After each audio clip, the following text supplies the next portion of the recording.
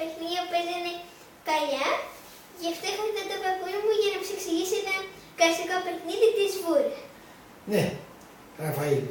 Εμείς παίζαμε με τη σβούρα, συνήθως εκεί στην αυλή του σπιτιού μας, έπρεπε να έχει μεγάλες πλάκες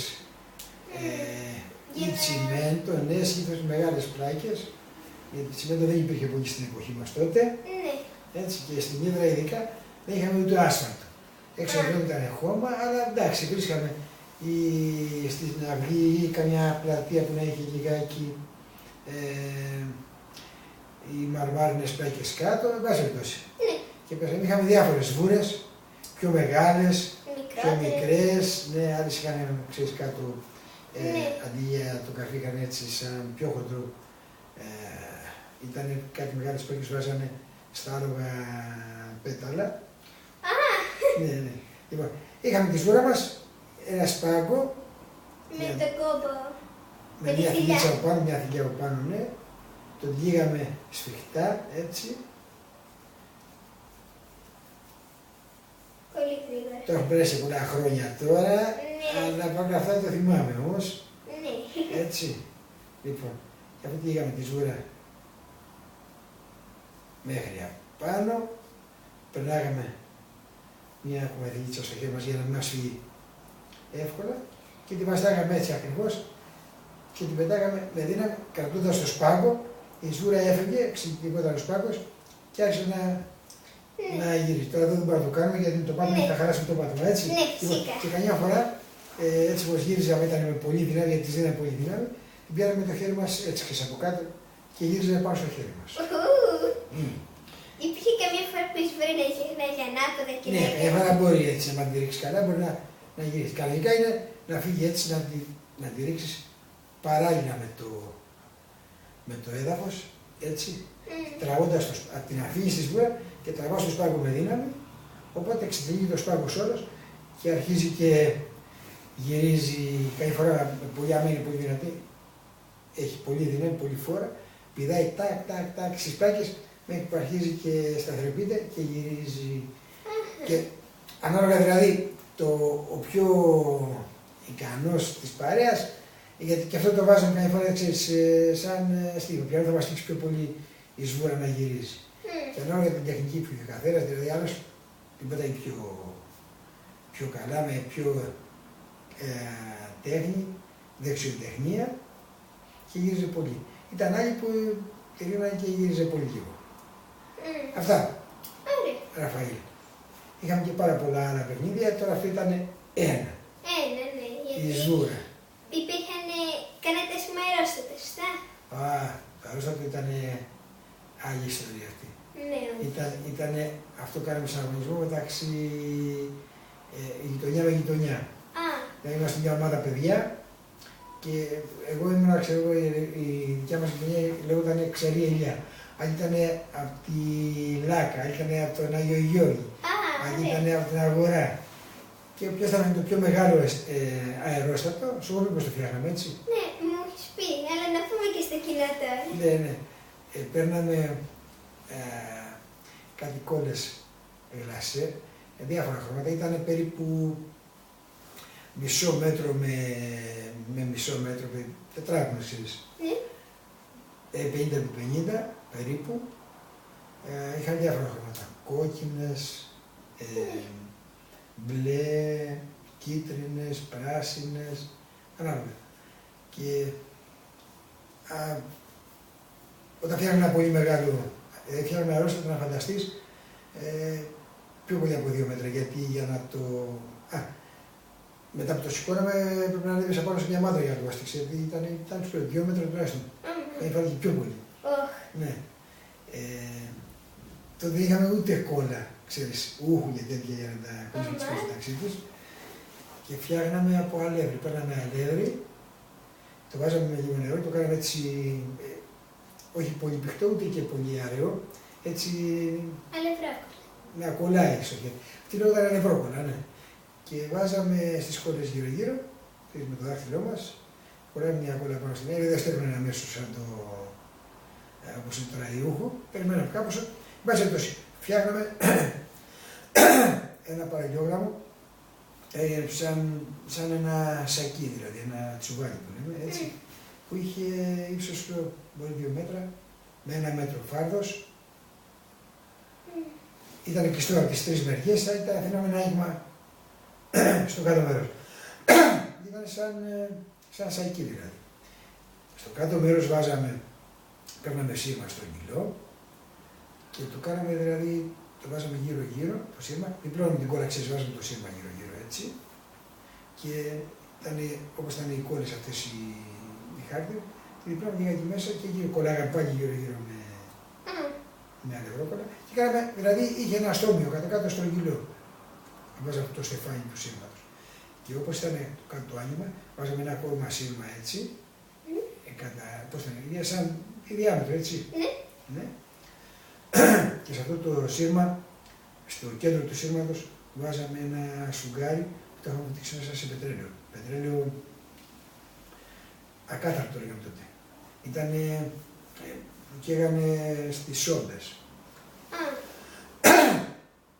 Λοιπόν, και το σηκώναμε, το βαστάγανε 2 παιδιά, ανεβαίνανε στην ομάδα, το βαστάγανε όρθιο και ένας από εμάς κάτω άναβε φωτιά στο σφουγγάρι και άναβε το πετρέλαιο άρχισε να βγάζει καπνό μαύρο, όπως κάνει βάλει τα αυτοκίνητα που έχουν κάνει σέρβις. Ναι, να κάνει σέρβις καμιά δεκαετία. Έτσι, ναι. Και έβγαζε καπνό μαύρο πολύ, ο καπνός αυτός σιγά σιγά άρχισε να το γεμίσει το εσωτερικό του αερόστατου και άρχισε να φουσκώνει, το βλέπεις. Λοιπόν, ειδικά όταν ήταν νύχτα, άρχισε να φύγει, γιατί ήταν και η φωτιά από μέσα και έφυγαν έτσι. Οπότε θα ήταν τέλεια. Ναι. Από κάτω το βαστάγαμε για να γεμίσει τελείως με καπνό και όταν άρχισε το κάνουμε δοκιμή. Βλέπαμε, το αφήναμε λίγο από τα χέρια μας, άμα άρχισε να φεύγει, να ανεβαίνει, καταλάβαμε ότι ήταν έτοιμο. Να βγει προς τα πάνω, γιατί ο αέρας που ήταν μέσα ήταν ζεστό, γιατί δεν ήταν μόνο ο καπνός, ήταν που ζέστανε τον αέρα που είχε μέσα. Ο αέρας ο ζεστός είναι πιο ελαφρύς από τον άλλον τον αέρα της ατμοσφαίρας. Και πάει προς τα πάνω. Και του δίναμε στο τέλος ο πιο ικανός από όλους μας, που ξέρει πιο κανονικό, του δίνε μία στροφή έτσι, δεν έφευγε έτσι εύκολα, δηλαδή πως το αφήναμε, του κάναμε έτσι μία και γύριζε λίγο σιγά, άρχισε και το αφήναμε και έφευγε. Σαν να πήγαινε στον αέρα. Έτσι, ναι, μπράβο έτσι. Και τώρα ξανέβαινε σιγά σιγά. Και τότε άρχισε το κυνήγι. Πήγαινε δηλαδή, μιλάμε πολύ υψηλά. Πολλές φορές δηλαδή το βλέπαμε ενώ ήταν 2,5 μέτρα μεγάλο. Όταν πήγαινε τόσο ψηλά, το βλέπαμε μόνο το σουγκάρι που άναβε. Γιατί άναβε αυτό ακόμα. Δηλαδή την idea θα ήταν καλύτερο για να το δείτε που θα είναι το σουγκάρι που θα έχει η φωτιά. Ναι, βλέπαμε τη φωτιά από κάτω που έκαιγε ακόμα. Και αυτό πήγε ψηλά. Και τώρα όταν έβρισκε απάνω διάφορα ρεύματα του αέρα, το πάρσαμε δηλαδή μπορεί να τρέχαμε και 2 ώρες να το κυνηγάμε, γιατί το βλέπαμε πια. Έτσι, γιατί ήταν ψηλά πολύ. Η τέχνη ήταν δηλαδή το καλό ήταν να μπορέσει να το εντοπίσουμε πού έπεσε για να το ξαναπιάσουμε, αν δεν πάθαμε να το ξαναχρησιμοποιήσουμε. Και ποια είναι η ομάδα, δηλαδή ξέρω ποια είναι η γειτονιά στο αερόστατο θα πέταγε πιο πολλή ώρα. Έτσι, αυτό ήταν η επιτυχία. Καμιά φορά, άμα δεν το είχαν φτιάξει καλά, δηλαδή ή δεν το είχαμε συγγιάσει σωστά με το που έφευγε, ξέρεις, μπορεί να δίπλωνε λιγάκι και έπαιρνε φωτιά. Και εγώ ήταν πριν την απογείωση.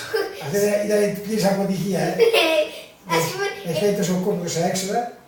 Να πογιώνει το πύργο, είναι σαν ένα πύργο, να πογιώνει το βου και μετά μπαμ! Έτσι, ακριβώς, αυτό έκανε, έπαιρνε φωτιά. Πολλές φορές.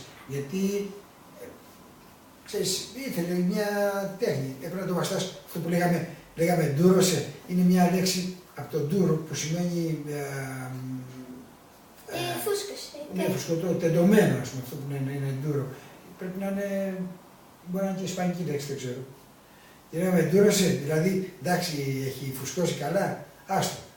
Και σου λέω, του έδινε αυτός μια κλίση, αυτός ο πιο ικανός από όλους μας, της παρέας, της ομάδας, του έδινε μια κλίση για να φύγει έτσι να στριφογυρίσει. Καμιά φορά σου λέω, μπορεί να τυχαίνει και να φυσήξει κανένα δυνατό αέρα, έτσι κάτι απότομο, οπότε το στράβωνε, γύριζε ανάποδα, έπαιρνε φωτιά και τρώγονταν. Γιατί η φωτιά ήταν στη μέση. Αυτό πρέπει να ήταν τελείως κάθετο, η φωτιά ήταν εδώ. Αυτό ήταν τελείως κάθετο. Άμα γύριζε έτσι, Θα έπαιρνε φωτιά. Έπαιρνε φωτιά, πάει και εγώ τα νόμια. Ναι. Αποτυχία. Όμως αν το βρίσκεται κανονικά, θα ήταν όπως τα διαστημικά λεωφορεία που απογειώνονται προσγειώνονται σε αεροπλάνα. Κανονικά αυτά. Ναι. Σου λέω, κάποια στιγμή όταν πέταγε πολύ ψηλά και πολλή ώρα, σταμάταγε το πετρέλαιο και εγώ ήταν. Φυσικά, πώς Και απλώς το έβλεπα που πήγαινε μόνο με τα ρεύματα του αέρα.